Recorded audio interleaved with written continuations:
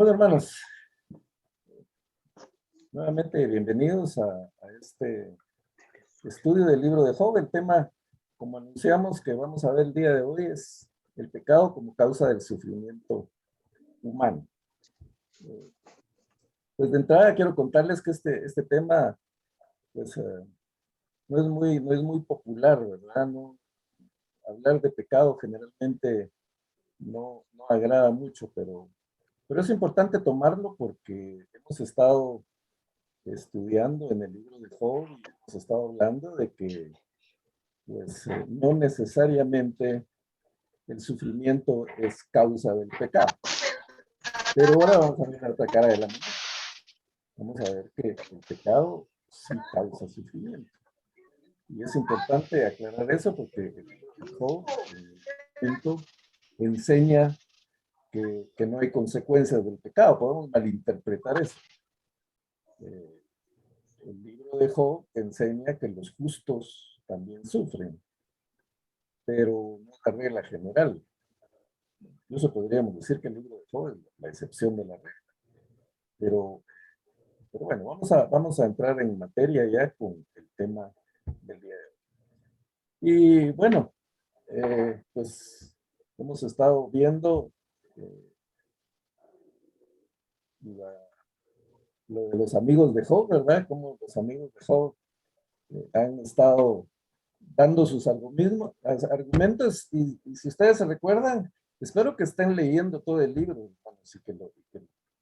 y si no lo han leído, los invito a leerlo completo para poder tener un mejor panorama de lo que estamos estudiando. Como hemos dicho en repetidas oportunidades, no podemos ver capítulo por capítulo, mucho menos versículo por versículo. Realmente estamos tratando de sacar la esencia del libro. Pero si pusimos atención, después del capítulo 2, Satanás ya no aparece. Satanás se retira de la escena, solo está en los primeros 2 capítulos. ¿Y por qué se retira? Porque los amigos de Job siguen haciendo su trabajo, ¿verdad? Ya no tiene necesidad de estar atormentando a Job porque los amigos se encargan de hacer eso. Lamentablemente, pues, como hemos visto, en lugar de consolar, han llegado a, a causar problemas. En resumen, los amigos de Job, pues ya vimos que se ponen en un plan muy dogmático, muy legalista, tratan de defender los caminos misteriosos de Dios y están confiando en su doctrina y la solidez de sus razonamientos. Y con base en eso juzgan a Job. Se puede comparar su actitud con la de los fariseos, ¿verdad? Que les interesaba pues, quedar bien con Dios, pero a la vez querían seguir sus propias reglas, las mismas reglas que ellos habían implementado. Y eso fue lo que Jesús trató de combatir. Y es lo que tenemos que combatir nosotros en nuestras iglesias. Y tenemos que empezar por nosotros mismos, ¿verdad? No caer en el fariseísmo, en el legalismo, queriendo pues, ser muy dogmáticos con los demás, pero muy indulgentes con nosotros mismos. Entonces, la crítica, o lo que Dios habla de estos 3 amigos, la exhortación, ¿verdad? Que está al final del libro, que no vamos a adelantar, ya vamos a llegar a eso, pero podemos ver que estos personajes tampoco están hablando tonterías. Ellos tienen una teología, como hemos dicho anteriormente. El problema es que la están aplicando mal, pero la teología de ellos, el punto de vista de ellos, no está del todo equivocado. Por eso es que ellos discuten con mucha energía, eh, razonan, podríamos decir, en forma calmada, no oímos la conversación, tenemos acceso a leerla, ¿verdad? Pero se deduce que ellos pues están como que hablando más calmados, más tranquilos, contrario a los estallidos de Job, ¿verdad? Que por su misma condición, por su mismo sufrimiento, pues él protesta, él incluso pues como que le exige a Dios una explicación por todo lo que está pasando. Y eso es lo que a los amigos de Job no les termina de agradar. Pero si solo tuviéramos los capítulos 3 al 37 del libro de Job, si no tuviéramos la introducción de los primeros 2 capítulos, ni tuviéramos el desenlace o la conclusión en los últimos capítulos, pues estos personajes serían héroes, pues todo lo que ellos dicen está bien. ¿Por qué? ¿Por qué pensamos así? ¿Por qué decimos esto? Bueno, los 3 amigos de Job y al final vamos a ver un cuarto personaje que se integra, que es Eliú. Todos insisten en el que con mucho sentido común, ¿verdad? Y usando mucho la razón, dicen que un Dios justo trata a la gente con justicia. A los que obedecen y se mantienen fieles, Dios los recompensa. Y a los que pecan, Dios los castiga. ¿Qué pensamos de eso? ¿Qué creemos nosotros con relación a lo que dicen los amigos de Job? Bueno, entonces, la decisión que ellos toman o la recomendación que ellos hacen, o lo más lógico para ellos, es que Job está sufriendo por su pecado, porque hay un pecado, porque hay alguna condición que tiene que arreglar, porque hay un pecado que confesar, que él no ha querido confesar, que tiene que confesarlo, que se tiene que arrepentir, y que el pecado tiene que ser grave para el nivel de sufrimiento por el que Job está pasando. Entonces, para los amigos de Job, él es un terco que no se quiere arrepentir. Si él se llegara a arrepentir, pues Dios lo iba a perdonar y lo iba a restaurar. ¿Qué respuesta daría usted a esta lógica? ¿Cómo vemos eso, mis hermanos? Un par de intervenciones rápidas ahí que me puedan decir qué piensan. ¿Qué piensan del slide anterior? ¿Verdad? Que dice, un Dios justo trata a la gente con justicia. A los que obedecen y se mantienen fieles, Dios los recompensa. A los que pecan, Dios los castiga. ¿Qué piensan de eso, hermanos? ¿Y qué piensan de la conclusión de los amigos de Job? Vamos a ver. ¿Quién dice yo?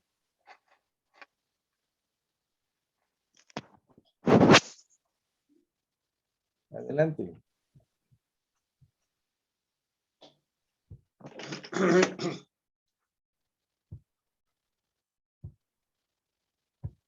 A ver, ¿quién? Nadie quiere participar ahora. Estamos muy tranquilitos. Hay un mensaje. Dice Pati Castillo, es el resultado de la mala decisión. Amplíenos un poquito. ¿Mala decisión de quién?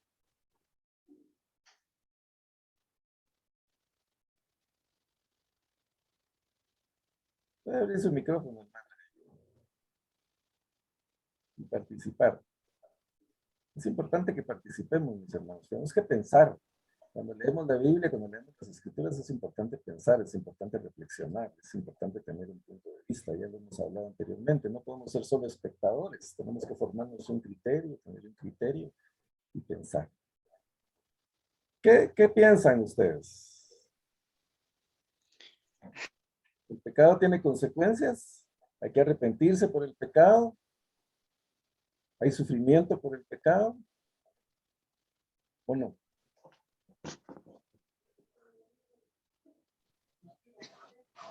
Buenas noches, hermano Walter.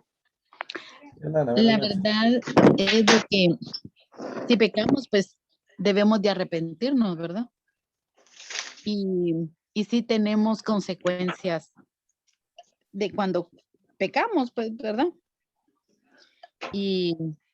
Pero hay veces que hay procesos que no son porque hemos pecado, sino que hay otras cositas que nosotros debemos de, como decimos, limarlas, ¿verdad? Entonces, eso es lo que yo pienso. Yo me acabo de conectar porque venía en el carro y mi hija venía oyendo también en su grupo de jóvenes adultos, entonces las dos no podíamos escuchar, ¿va? Entonces, por eso es poquito lo que he oído, pero de sus preguntas que usted hizo, pues logré contestarle, ¿verdad, hermano? Muy bien, muchas gracias, hermana Miriam. ¿Alguien más quiere participar? Hermano Walter, Sí, hermana buenas Marisol. noches, que el Señor les bendiga. Yo pienso, más bien estoy segura de que las consecuencias del pecado siempre las vamos a sufrir y el Señor siempre nos va a perdonar, ¿verdad? Pero las consecuencias del pecado siempre las vamos a vivir. Muy bien. Muchas gracias, hermanos, por su participación.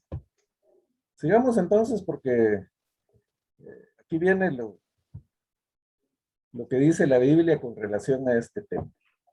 ¿Qué dice la Biblia? ¿Qué dice Génesis en los primeros capítulos, del 1 al 3? ¿Qué pasó en el Edén? Lo hablábamos la semana pasada.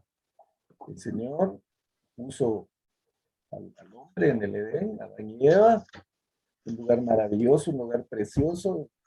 Nos cuesta imaginar cómo era ese paraíso, ¿verdad? Ahí en aquel lugar. Y el hombre fue puesto ahí. eh, las instrucciones de Dios es, bueno, señoreen, gobiernen todo esto, aquí está para ustedes. Viene en la tierra. ¿Verdad? Y ustedes van a estar por encima del resto de la creación. Ustedes van a administrarla, pero básicamente disfruten de esto, llenen la tierra y administren, son las instrucciones de Dios. Y dijimos, nos da un regalo maravilloso que es libre albedrío, la capacidad de decidir. Pero si nos deja decidir, pues nos tiene que dar opciones, ¿verdad? Y las opciones están ahí. El árbol de la vida, el árbol del conocimiento del bien y del mal. Y entonces, el hombre tiene libertad de escoger. Eso está en Génesis del 1 al 3. El hombre escoge, y ahí es donde empieza el tema del sufrimiento, el tema del dolor. La sentencia a Eva es: con dolor parirás a tus hijos. Y al hombre, pues, espinas y cardos te va a producir la tierra y vas a tener que pues trabajarla y ganar el pan con el sudor de tu frente. Ahí empieza todo gracias a la decisión del hombre. Pero si vamos a Deuteronomio 28 y leemos lo que ahí dice, pues vamos a ver que hay bendiciones y maldiciones para el pueblo de Israel. Bendiciones por hacer las cosas bien, por la obediencia, y maldiciones por la desobediencia. Y en caso específico de enfermedad, pues vemos el Salmo 38. Dice: por causa de tu enojo, nada sano hay en mi cuerpo. Por causa de mi maldad, no hay paz en mis huesos. Mi pecado pesa sobre mi cabeza. Es una carga que ya no puedo soportar. Por causa de mi locura, mis heridas supuran y apestan. Estoy abrumado, totalmente abatido. Todo el tiempo ando afligido. La espalda me arde sin cesar. No hay nada sano en todo mi cuerpo. Por eso voy a confesar mi maldad, pues me pesa haber pecado. Ahí tenemos un ejemplo claro de las consecuencias del pecado, de lo que puede pasar. Aquí dice el salmista: por mi locura, por mi estupidez, por las cosas locas, tontas que he hecho, los errores que he cometido. Está confesando el pecado.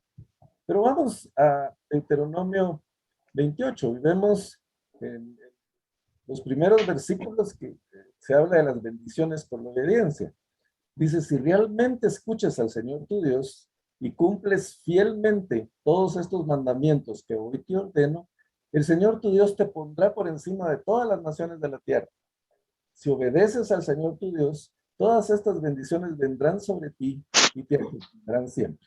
Y si vamos a Deuteronomio 28, mis hermanos, aquí podemos ver que del versículo 3 en adelante, pues están todas las bendiciones. Bendito serás tú en la ciudad y bendito en el campo, bendito el fruto de tu vientre, el fruto de tu tierra, el fruto de tus bestias, la cría de tus vacas y los rebaños de tus ovejas. Y así va, hermanos, todos estos versículos hasta el versículo 14. Hay 12 versículos de bendiciones. Pero, si vamos al versículo 15, ahí empiezan las maldiciones por la desobediencia. Dice, pero debes saber que si no obedeces al Señor tu Dios, ni cumples fielmente todos sus mandamientos y preceptos que hoy te ordeno, vendrán sobre ti y te alcanzarán todas estas maldiciones. Y entonces, vemos, mis hermanos, que ahí empieza el versículo 16 y nos vamos hasta el versículo, vamos a ver, 50 y algo, 60 y algo. Sí. Siguen las maldiciones en todos estos versículos hasta el 67, 68. Entonces, tenemos 12 versículos de bendiciones. Ahí tenemos 50 y tantos de todas las maldiciones por la desobediencia al Señor. Así que, hermanos, como decía un amigo muy querido, el que avisa no es traidor, ¿verdad? Está advertido, está ahí en la palabra del Señor, está claro los beneficios de la obediencia y está claro las maldiciones o los problemas de la desobediencia. Esto fue lo que el Señor le dijo al pueblo de Israel. Otra vez, el libre albedrío predomina aquí. Ellos son libres de hacer lo que quieran. Dios no los va a obligar a nada. Les ha dado ese don. Hermano Walter, Poder decidir. perdón, Entonces, creo que ellos deciden. Y lo mismo pasa con nosotros, ¿verdad? Nosotros decidimos por el bien y por el mal. Sí, mija. Perdón, alguien estaba hablando, papi, por eso levanté la mano. Sí, hermano Walter, es que parece que alguien tiene abierto un micrófono y entonces cuando usted habla y alguien mueve algo por ahí, cortan su línea de diálogo. Que tal vez Olguita le puede ir cancelar los micrófonos de la gente que está abierta. Sí, Ok. con todo gusto, yo reviso. Bueno, entonces, seguimos con esto, hermanos. Está claro, está advertido. Alguien podría decir, bueno, pero esto es el Antiguo Testamento, ¿verdad? Entonces, en el Nuevo Pacto las cosas son diferentes. Pues Cristo en la cruz del Calvario ya nos perdonó. Entonces, vamos también a ver qué dice el Nuevo Testamento. Pero continuando con los ejemplos, David, por ejemplo, en el Antiguo Testamento, mandó asesinar al esposo de Betsabé. 1 año pasó sin confesar sus pecados. Probablemente durante esos meses la culpa lo tuvo en agonía. Probablemente no. Pero su hijo Absalón se rebeló contra su padre y luego falleció, trágicamente. Y así siguieron las tragedias en su vida. También perdió al hijo, ¿verdad? De Betsabé. Y la sentencia para él fue: la espada no se separará de tu casa por el pecado que había cometido. Y no es el único. Ustedes se recuerdan también cuando hizo un censo, el Señor le disciplinó por eso, tuvo sus consecuencias, hubo castigo por el pecado. Entonces, volvemos al punto, los amigos de Job no estaban tan perdidos, tenían una lógica y una teología correcta. De alguna manera tenían razón, estaban actuando de acuerdo a la razón, de acuerdo a la lógica, de acuerdo a su doctrina. El problema es generalizar, el problema es pensar que siempre es así, y el problema, lo hemos dicho muchas veces, fue juzgar a Job, prejuzgarlo sin conocer a fondo el problema, pero no estaban del todo perdidos en cuanto a la forma que pensaban. Vamos entonces al Nuevo Testamento. ¿Qué pasó en el ministerio de Jesús? Tenemos la idea de aquel paralítico, ¿verdad? De Lucas 5, que el Señor levanta de su lecho. Pero ¿qué hace Jesús antes de sanarlo? Pues lo primero le dice, tus pecados te son perdonados. ¿Qué significa eso? Que había un pecado, que probablemente su enfermedad era consecuencia de su pecado. Pero para Jesús era más importante perdonar el pecado. Y también, pues había muchos fariseos ahí, les dice, bueno, de todo, ¿va? Maestros y de todo. Y Jesús les dice, ¿qué es más fácil? Decirle, tus pecados te son perdonados o levanta tu lecho ya. Pues para que vean que el Hijo del Hombre tiene potestad, le dijo, paralítico, levántate. Y lo sanó. Pero primero le dijo, tus pecados te son perdonados. ¿Qué pasó en Betesda? En Juan 5. Ahí la cosa fue al revés. Primero lo sanó y después lo perdonó. Miren cómo Jesús no sigue como que un patrón, ¿verdad? No, él no es predecible.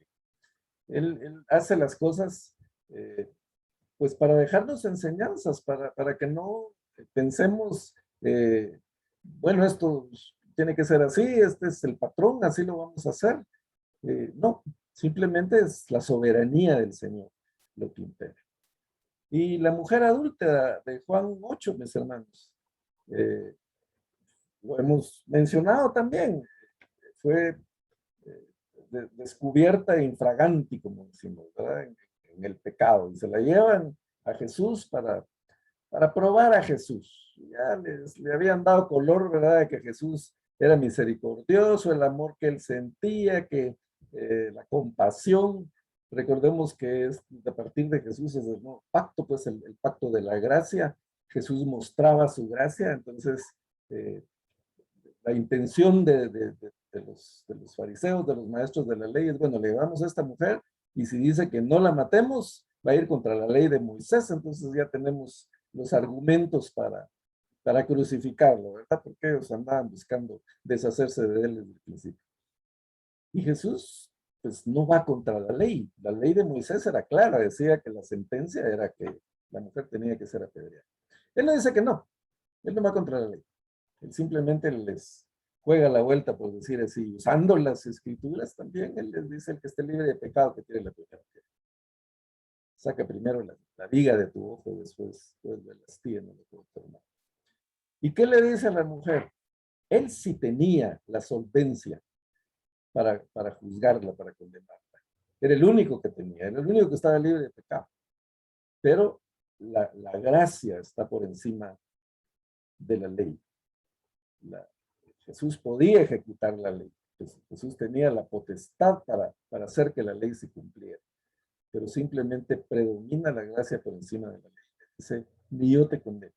Pero, y ese pero es muy importante, dicen que el pero es el borrador universal, ¿verdad? Porque cuando uno dice una frase y mete el pero y después dice otra, prácticamente borró lo que dijo anteriormente. Como cuando los patojos dicen, esa chica me gusta, pero es muy creída. Ya el pero borró el me gusta, ¿verdad? Porque como es creída, ya no vamos a decir nada. Entonces, Jesús le dice, ni yo te condeno, pero no peques más. Vete y no peques más. Hay un requisito, hay una sanción, hay un castigo por el pecado, entonces, pues el requisito para que eso no se ejecute y para la gracia también es, pues, apartarse del pecado. El tema del ciego de nacimiento, que lo hemos mencionado muchas veces, ¿verdad? Que los discípulos con esa teología, con esa creencia de que el pecado causaba sufrimiento y de que todo lo que le pasaba a las personas, todas las desgracias, eran por causa del pecado, le dicen a Jesús cuando ven a este ciego de nacimiento, ¿quién pecó? ¿Este o sus padres?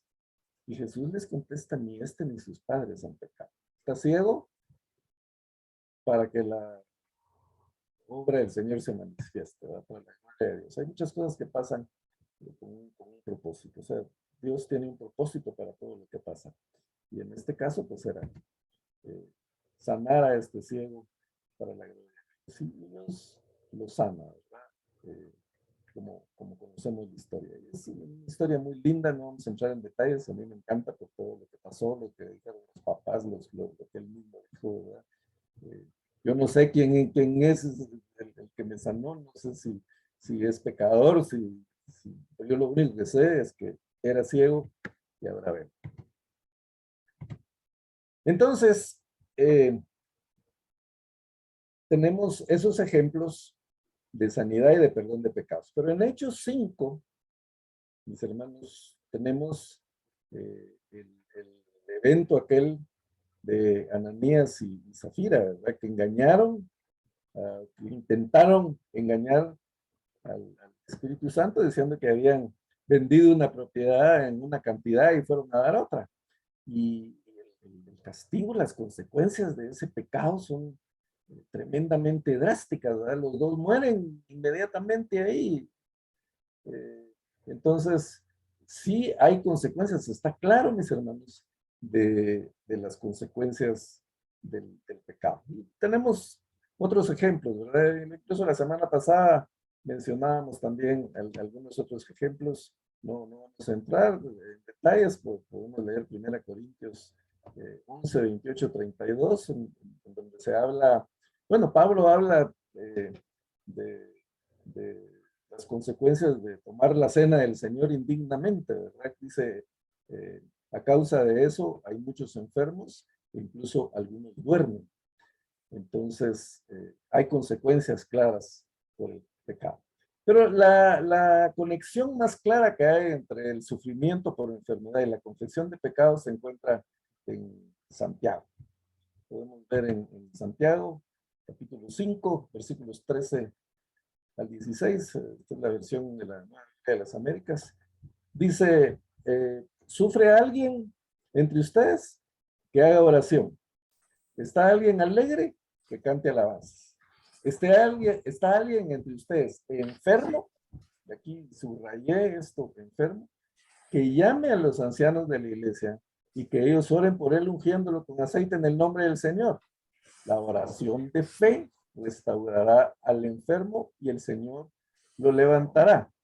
Si ha cometido pecados, le serán perdonados.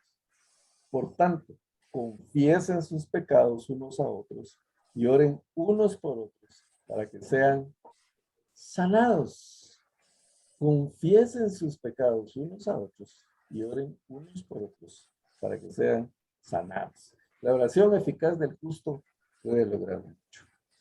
Entonces, hermanos, es importante orar unos por otros, es importante, pues en los grupos que tenemos, en este grupo no lo hacemos por cuestiones de tiempo, pero cuando hay grupos de estudios, cuando había, ¿verdad?, presenciales, pues decíamos siempre, hay peticiones de oración y orábamos unos por otros, es importante eso, y pues si nos llaman como líderes a ir a orar por algún enfermo, pues es importante ir, pero difícilmente vamos y le preguntamos cómo estás de pecado, ¿verdad? Para no caer en lo que cayeron los amigos de Job.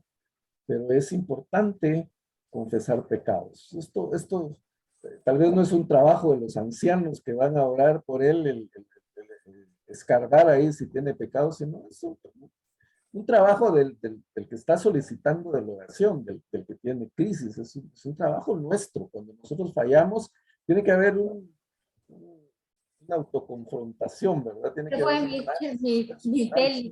entender no sé si se quemó la pantalla.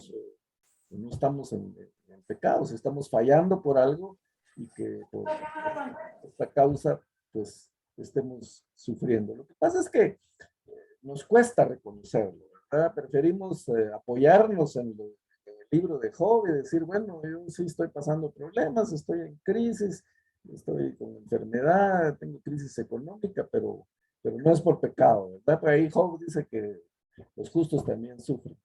Y entonces podemos usar eso de excusa para no reconocer que realmente hay algo que tenemos que arreglar.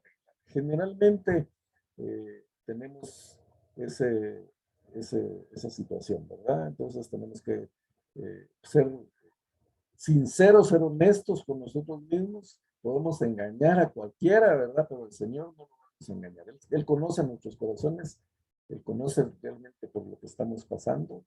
Y volviendo a David, mis hermanos, yo siempre he dicho que la diferencia entre Saúl y David es que ambos pecaron, ambos cometieron errores. Tal vez los errores de David fueron superiores a los de Saúl, ¿verdad?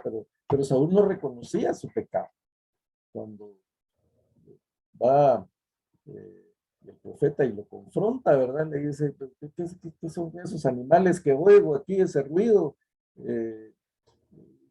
¿Por qué hiciste este sacrificio antes de que yo viniera? La respuesta de Saúl es, yo hice lo que el Señor quería, yo hice lo que me dijiste, no reconoce. Mientras que David, cuando es confrontado, ¿verdad? También por el profeta, por Natán, y Natán le hace ver su pecado. Ahí tenemos en la Biblia la reacción de David, cómo él se arrepintió, ¿verdad? Cómo él se humilló, reconoció su pecado, pidió perdón.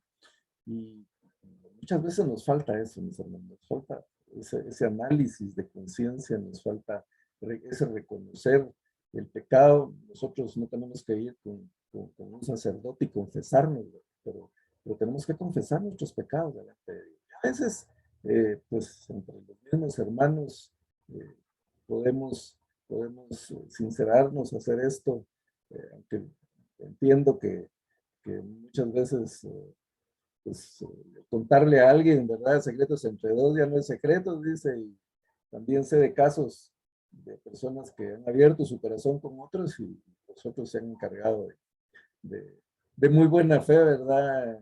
Contarlo a todos. Te voy a contar algo para que ores por el hermano, ¿verdad? No vas a decir nada, pero hizo tal y tal cosa y cuando sentimos ya lo sabe todo el mundo. Pero sí es importante para nosotros confesar nuestros pecados delante de Dios, reconocer nuestros pecados, tener esa humildad de poder decir, Señor, te he fallado y perdóname y sáname, ¿verdad? Sácame de esta situación, de esta consecuencia que estoy pagando por el pecado.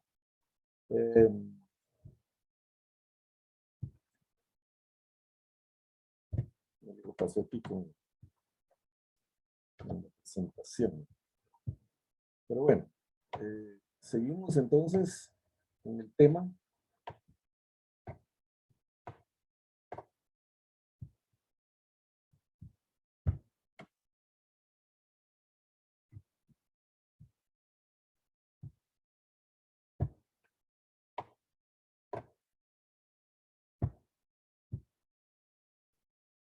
Bueno, ¿qué piensan, hermanos?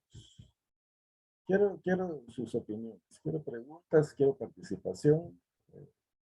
Como dijimos, esto es un tema de reflexión para cada uno de nosotros y entonces es importante que ustedes opinen. Sí, Betty. Yo tengo, a mí me queda claro todos los versículos que mencionaste de bendición, también los de castigo, por decir así, ¿verdad? Donde si no seguimos los mandamientos, pues vamos a tener un castigo. Pero cuando yo regreso al libro de Job y pienso en que nosotros sabemos que él no cometió ningún pecado, ahí es donde no sé cómo adaptarlo, ¿verdad? Porque nosotros sabemos leyendo el libro que él no había hecho nada malo, pues, aparentemente. Y todo lo que sobrevino fue porque Dios permitió al diablo que lo tocara. Entonces, ¿cómo aplicamos esos versículos, capítulos que nos diste? Sí, lo que sucede es que tenemos que tener claro lo que el libro de Job enseña y tenemos que tener claro lo que no enseña. El libro de Job enseña que justos e injustos estamos expuestos al sufrimiento.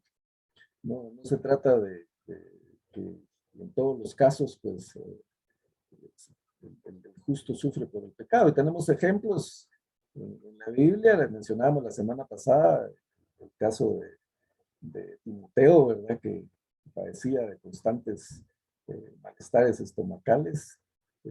Afrodito también, que por servir al Señor, también estaba con muchas molestias. El mismo Pablo tenía un aguijón en la carne. Pablo sanaba enfermos, muchos, pero en el caso de Timoteo, pues le da una recomendación de salud.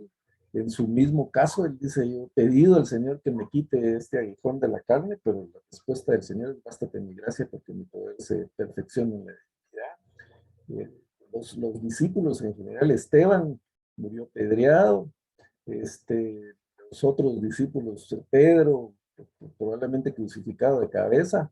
Entonces, Job enseña que no necesariamente el sufrimiento es causa del pecado. Job enseña que los justos también sufren.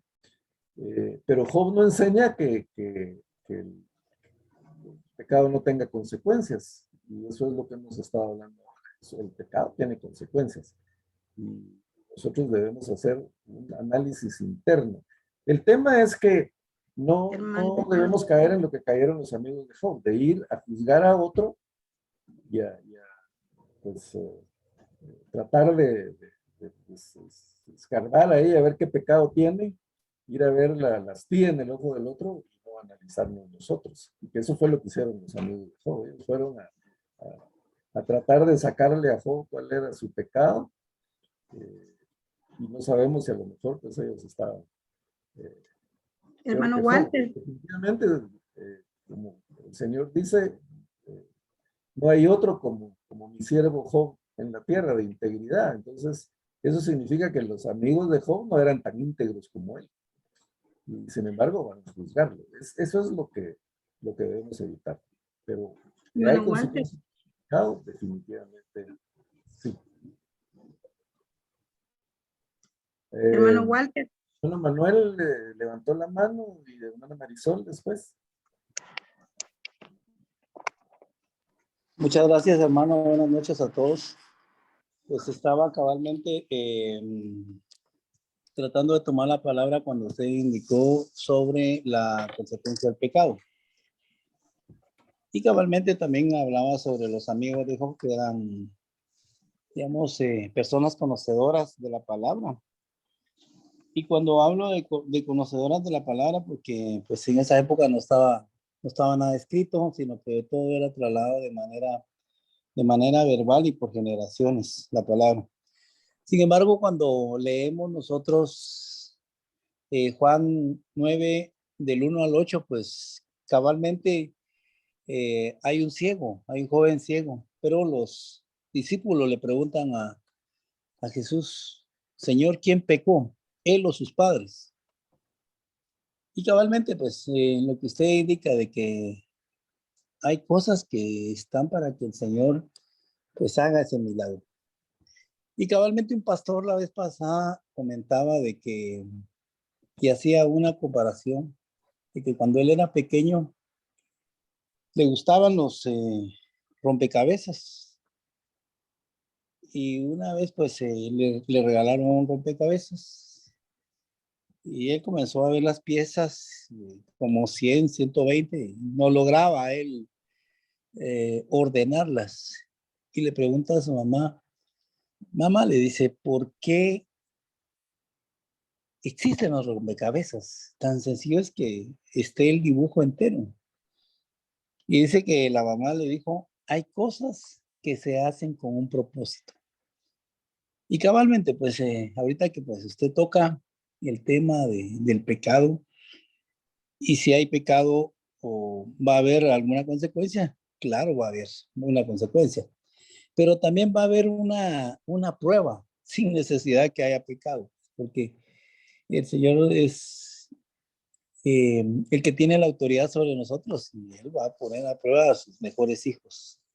Y es de esa cuenta, pues, que la reflexión que escuché del pastor me gustó. Entonces, es decir, que hay cosas con algún propósito. Y cabalmente encajaba con Juan 9:1, donde pues hay un ciego y el Señor le devuelve la vista.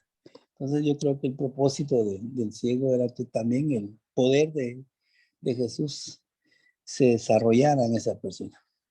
Gracias, hermano. En fin. Gracias, hermano Manuel. Hermana Marisol. Gracias, hermano Walter.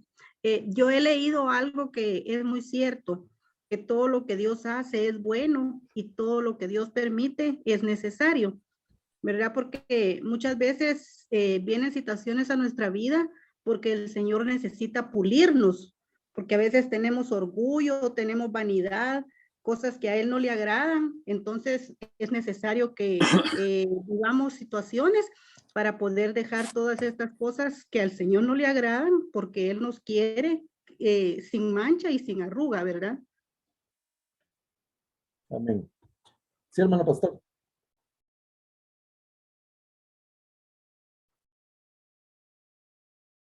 A ver su micrófono, hermano. Sí, gracias, hermano Walter. Buenas noches a todos. La semana pasada yo, por razones de ministerio, no pude estar, pero he estado siguiendo esta noche ya la explicación y pues está mostrado que hay enfermedades que es producto del pecado, como consecuencia del pecado, y enfermedades que no tienen causa original el pecado, ¿verdad? Y Job es el ejemplo de esto, ¿no? La pregunta que podríamos hacernos es, ¿por qué enfermamos o por qué sufrimos? Entonces, enfermamos y sufrimos muchas veces porque vivimos en una raza caída, pues, ¿verdad? Adán y Eva pecaron y el pecado entró al mundo y trajo muerte y trajo dolor y trajo enfermedad. También sufrimos y enfermamos por nuestras propias malas decisiones, ya, porque se come mal, se vive mal, ya. Y también enfermamos o sufrimos por aspectos propios de la naturaleza, pues, ¿verdad? Es decir, hay varias causas de la enfermedad y varias causas de los problemas, dificultades. Ya usted dijo que Job, la tesis que muestra es que sufre el justo y sufre el injusto, ¿no? Entonces también hay enfermedades y problemas que son productos de obra de Satanás, pues, ¿verdad? Obviamente el enemigo fue el que usó para enfermar su poder para enfermar a Job, ¿no? O sea, hay una serie de razones por las cuales, digamos, enfermamos y sufrimos. Y lo que decía Manuel, ¿verdad? El ejemplo que usted puso de Juan 9, ¿verdad? Hay enfermedades, hay dificultades que traen un propósito. Dios trae un propósito, ¿verdad? Y entonces, pero es obvio también que hay enfermedades que son secuela del pecado. Entonces, eso quería aportar, hermano Walter, ¿verdad? Hay una serie de causas por las cuales la gente sufre y digamos, la gente enferma. Pero a lo que decía hermana Betty allí, ¿verdad? ¿Cómo concatenar, digamos, los ejemplos del Nuevo Testamento con lo de Job? Usted ya lo explicó, ¿verdad? Job sufrió siendo perfecto, siendo íntegro, pero ahí había una guerra espiritual entre Satanás y Dios quería mostrar la fidelidad de Job. Así que quería eso aportar, hermano Walter, y gracias por el tiempo. Gracias, hermano René.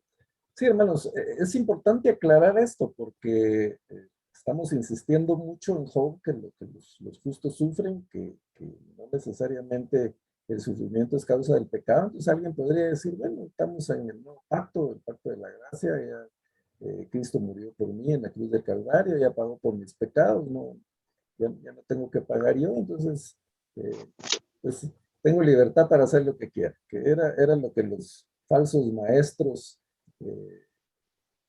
malinterpretaban del mensaje de Pablo, ¿verdad? Pablo hablaba de la libertad del cristiano. Entonces, pues estos agarraban la parte que les convenía. Bueno, somos libres, ¿verdad? Ya por gracia somos salvos, el Señor ya pagó por nosotros, entonces tomamos y bebamos que mañana moriremos, ¿verdad? Como dice. Bueno, Walter, yo creo que el propósito de esta relación es comprobar la fidelidad de Job para Dios. Eso fue lo que se dijo desde el principio, que lo que se iba a hacer es probar la fidelidad de Job para con Dios. Porque a él no se le demostró pecado, pues, en ningún momento. Sí, gracias, hermana Betty. Sí, realmente, demostrarle también a Satanás, ¿verdad? Que Job no le servía por interés, que es la acusación, fue la acusación de Satanás, y es lo que nosotros tenemos que analizar de nosotros mismos. Ya mencioné que los amigos de Job insistían tanto en sus argumentos, en parte porque tenían miedo de que a ellos les fuera a pasar algo malo. Entonces, trataban de hacer las cosas bien, de ser íntegros para que no les pasara nada. Y nosotros podemos caer en eso.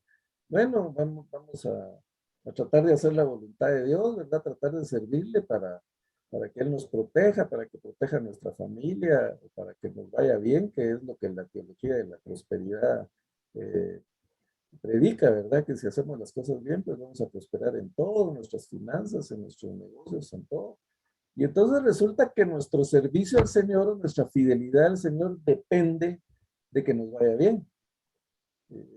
Queremos estar bien con el Señor para que nos vaya bien. Entonces es un asunto interesado, ¿verdad? Como cuando nos dicen, mire, venga a dar sus ofrendas, traiga su gallinita y el Señor le va a compensar y le va a devolver una granja, ¿verdad? De gallinas. Entonces se vuelve una lotería, ¿verdad? Voy a comprar un cachito para sacarme 1 millón. Y entonces caemos en servir al Señor para recibir beneficios. Entonces, por eso está el libro de Job, por eso están los otros ejemplos de que el pecado sí causa sufrimiento. Lo que tenemos que tener claro, mis hermanos, es lo que la Biblia enseña y lo que la Biblia no enseña. Y por eso es que tenemos que tomar la Biblia como un todo. Tenemos que estudiar toda la Biblia para entenderla. Porque si tomamos el libro de Job aislado, pues entonces, no, el sufrimiento no es causa del pecado. Ahí está en Job. Entonces nos basamos en Job y tranquilos, ¿verdad? Que no vamos a sufrir. Pero vemos que el libro de Job está ahí para enseñarnos algo y el resto de las escrituras pues nos aclaran también. Entonces, no necesariamente sufrimos por haber pecado, pero generalmente el pecado trae consecuencias que lo hemos visto, las tuvo en el Antiguo Testamento y las tiene en el Nuevo Testamento. O sea, es cierto, que Cristo murió por nosotros, Él pagó por nuestros pecados, pero hay consecuencias y están en la Biblia y estamos advertidos, así que no podemos alegar ignorancia. Me parece que Erika, ¿querían comentar algo? Sí, hermano Walter. Perdón, hermano, sí. Sí, solo una observación, hermano Walter. Ya dijimos que el pecado tiene sus consecuencias y de una u otra forma pues van a llegar a como vemos el ejemplo de David. Pero también hay procesos en la vida donde vamos a pasar por momentos de aflicción, como Jesús lo dijo. Eso es agarrándolo ya en el Nuevo Testamento, cuando Jesús dijo que en el mundo tendremos aflicciones, pero Él estará con nosotros. 1. 2. Cuando dice que el diablo los ha pedido para zarandearnos. Entonces, vemos nosotros que sí vamos no toda la enfermedad o no toda la escasez o no todo lo que pasemos en esta vida va a ser consecuencias de pecado, sino que van a ser procesos para formar nuestro carácter y ver de qué estamos hechos para ser verdaderamente cristianos, hermano. Eso nada más, hermano. Muy bien, muchas gracias, hermano. ¿Alguien más? Y buenas noches, Walter. Sí, Un tema muy interesante. La verdad que lo pone a uno a meditar. Y bueno, ya se ha hablado, ¿verdad?, de lo que el pecado hace en nuestra vida, pero como también una de las preguntas es ¿por qué los justos sufren? Yo creo que, como se ha dicho, esto tiene un propósito. Pero si leemos en Juan 11:4, dice esta enfermedad no es de muerte, sino para la gloria de Dios. O sea, cuando pasamos situaciones difíciles en la vida, Dios siempre tiene un propósito y el propósito es que nosotros le demos la honra y la gloria a Él cuando nosotros hemos salido victoriosos de las pruebas, de las enfermedades y que podamos dar testimonio de la fidelidad de Dios. Porque yo digo que hay muchos Tomases, ¿verdad? Hasta que no ven, no creen. Entonces ellos tienen que ver lo que Dios hace en la vida de nosotros para que puedan creer el poder de Dios en la vida de un cristiano. Aparte de eso, también está Juan 16:33, que dice, les he hablado de estas cosas para que en mí tengan paz. En el mundo tendrán aflicción, pero tengan valor. Yo he vencido al mundo. O sea, no vamos a estar exentos de tener pruebas, de tener luchas, de tener enfermedad, pero tenemos a un Dios poderoso en quien podemos confiar y Él nos va a dar ahí sí que la paz que necesitamos para pasar cada desierto en esta vida, ¿verdad? Porque vamos a tener aflicciones. Y yo creo que lo más importante de las pruebas es que nuestra fe se fortalece, crecemos espiritualmente y podemos ver y sentir la presencia de Dios en nuestra vida. Entonces, para mí, ese es el propósito de Dios cuando uno pasa una prueba. Sí, muchas gracias. Lo veíamos en el estudio de la semana pasada, ¿verdad? Que el Señor no nos garantiza que no vamos a sufrir. El Señor no nos garantiza que no vamos a tener adversidad. Eso, la Biblia no garantiza eso. Lo que el Señor dice y lo que el salmista dice es, aunque ande en valle de sombra y de muerte, no temeré mal alguno, porque tú estarás conmigo. Lo que el Señor garantiza es que Él va a estar con nosotros. No nos dice que no vamos a pasar por el valle de la sombra y de la muerte. Muchas veces es necesario que pasemos por ahí, pero la garantía que Él nos da es que Él estará con nosotros. Bueno, ¿hay alguien más? Tenemos un par de minutitos todavía. ¿O lo dejamos aquí? Hermano Walter, quiero saludarlo y he aprendido mucho de la palabra y de la vida de Job, que fue un hombre valiente. No sé si a mí me pasara, ¿qué haría, va? Porque él al final le contesta a sus amigos. Yo leí los 14, 15, 16 y dice, ¿qué hago? Me arranco la piel con los dientes. Y ella, solo eso le quedaba. Y de veras el sufrimiento de él fue terrible. Y no era de pecado, era de prueba. Le doy gracias a Dios porque se escucha muy bien y bien claro, como que estuviera en Guatemala, pero estoy en Atlanta. Y se escucha muy bien, hermano Walter. Que el Señor le Gracias, bendiga. hermana Rosenda. Bueno, hermanos, seguimos la próxima semana. Vamos a seguir un poquito con el tema. Vamos a ver un poco de la importancia de la confesión de pecados. Yo creo que el libro de Job y la Biblia en general, pues debe llamarnos a autoanálisis para ver por qué servimos a Dios. ¿Realmente le servimos por amor? ¿O por miedo o por interés de que todo nos vaya bien, verdad? Yo creo que esa enseñanza tenemos que tener y esa reflexión conforme a lo que hemos leído. Así que gracias por estar aquí. Que el Señor les bendiga y si el Señor lo permite, pues estaremos la próxima semana. Ya quedamos que nos queda el mes de octubre y tal vez noviembre para terminar. Y entonces ya no se pierdan las sesiones que vienen porque estamos en la recta final. El Señor les bendiga, hermanos. Buenas noches. Feliz noche.